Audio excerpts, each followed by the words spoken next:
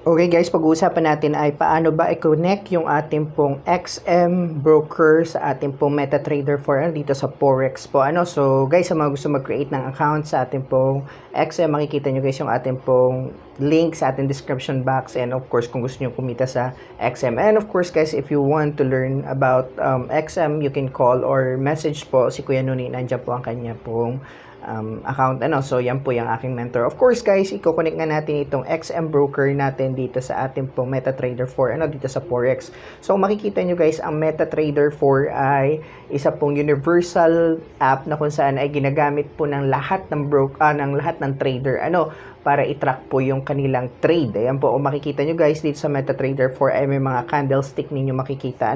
Andyan po yung mga candlestick na tinatawag. So ito guys, hindi po ako expert, hindi ako magtuturo ng technical. Ang ituturo ko lang guys ay yung mga ginagamit or dapat malaman ng mga nagsisimula pa lang, katulad nito kung paano mag-login or mag-connect ng ating pong, halimbawa guys, yung Okta, IC Market, or gusto mag-demo, gustong mag-connect ng kanila pong XM sa MetaTrader 4. Kasi kung tutusin guys, sa ibang sa mga broker may iba-iba po sila. Sa Okta, iba po yung kanilang ganito, yung ganitang candlestick, hindi po ganyan.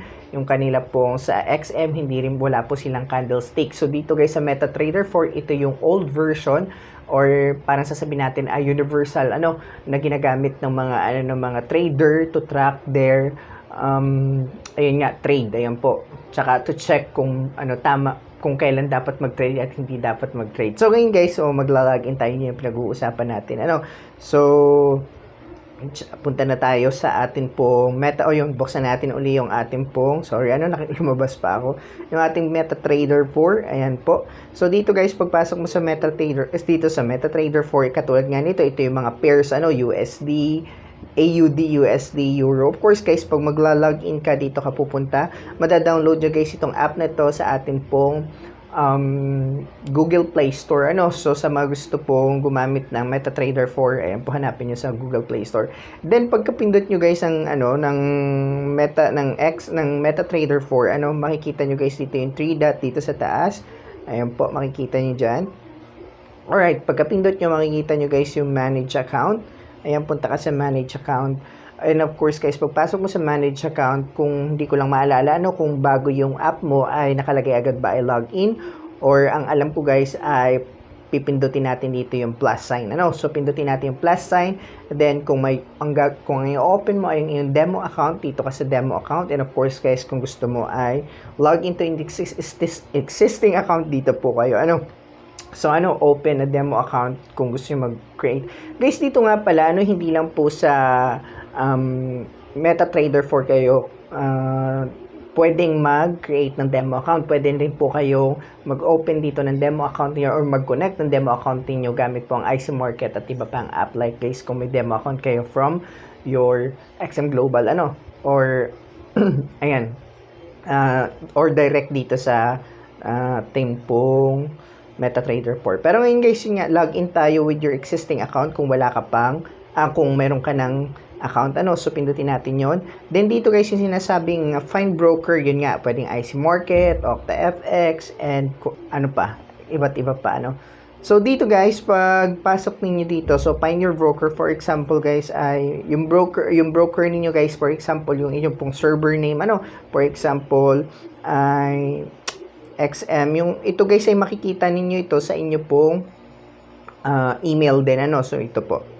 So for example, XM Global, ayan nga po, so lalabas po dyan lahat po. Ayan po, for example guys, 28. Of course guys, makikita nyo nandito na yung login server nyo guys ay makikita din po sa email, so ito po ay makikita ninyo sa email ninyo. So punta kayo sa email ninyo at nandun po guys yung inyo pong login. For example guys, yung inyo pong, for example ay 136 something like that, so makikita natin dito sa email natin. Ayan po, pagpunta mo dito sa email, hanapin mo lang dito yung iyo pong email. Ayan, for example ay may withdrawal request tayo dito. For example, ay hindi pala yan, withdrawal yan Ayan, for example this one, ayan, makikita nyo guys yung server MT4 ID nandyan po. And of course guys, yung login niyo, ito yung sinasabi ko sa inyo kanina, makikita niyo sa email yung inyo pong server, login server.